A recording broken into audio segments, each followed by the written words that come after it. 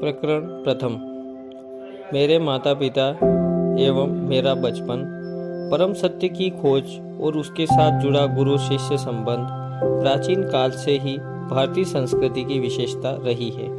इस खोज के मेरे अपने मार्ग ने मुझे एक भगवत स्वरूप सिद्ध पुरुष के पास पहुंचा दिया, जिसका सुदृढ़ जीवन युग युगांतर का आदर्श बनने के लिए ही तराशा हुआ था।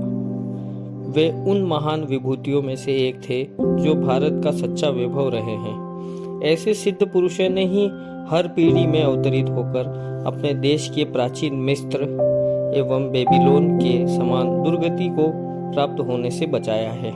मुझे याद आता है, मेरे शैशव काल में पिछले जन्म की घटनाओं की स्मृतियां मेरे स्मृति पटल पर उभर रही थी।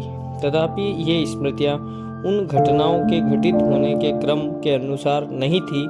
बहुत पहले के एक जन्म की स्मृति मुझ में जगती थी, जब मैं हिमालय में रहने वाला एक योगी था। अतीत की इन झलकियों ने किसी अज्ञात कड़ी से जुड़कर मुझे भविष्य की भी झलकियां दिखाई। शिशु अवस्था की असहायता की अवमाननाओं की स्मृति मुझ में अभी भी बनी हुई है। चल फिर पाने में और अपनी भावनाओं को मुक्त रूप से व्यक्त कर पाने में असमर्थ होने के कारण मैं विक्षुब्ध रहता था। अपने शरीर की अक्षमताओं का भान होते ही प्रार्थना की लहरों में मेरे भीतर उठने लगती थी। मेरे व्याकुल भाव अनेक भाषाओं के शब्दों में मेरे मन में व्यक्त होते थे। विविध भाषाओं के आंतरिक संभ्रम के बीच में धीरे धीरे अपने लोगों के बंगाली शब्द सुनने का अभ्यास होता गया।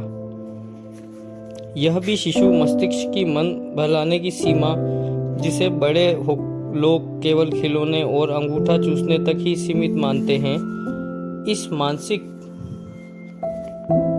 विभुत्सा और मेरा साथ न देने वाले शरीर के कारण कई बार मैं झल्लाकर अकुलता से रो पड़ता था।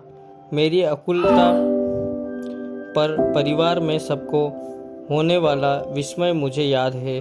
सुखद स्मृतियां भी अनेक हैं। मेरी माँ का दुलार और तुतलाना तथा लड़खड़ाना के चलना के मेरे अभ्यासिक प्रयास, इन आरंभिक सफलताओं को समानता जल्द ही भुला दिया जाता है, परंतु फिर भी मैं ये आत्मविश्वास की स्वाभाविक आधारशिलाएं होती है। मेरी इन सुदूर मार्गी स्मृतियों का होना कोई अपूर्व बात नहीं है। अनेक योगियों के विषय में ज्ञान है कि उन्हें जन्म मृत्यु के नाटकीय अवस्था परिवर्तन में भी अपने आत्मबोध को बनाए रखा। यदि मृत्यु मनुष्य केवल शरीर होता तो निसंशय उनकी मृत्यु के साथ ही उसका अस्तित्व समाप्त हो जाता।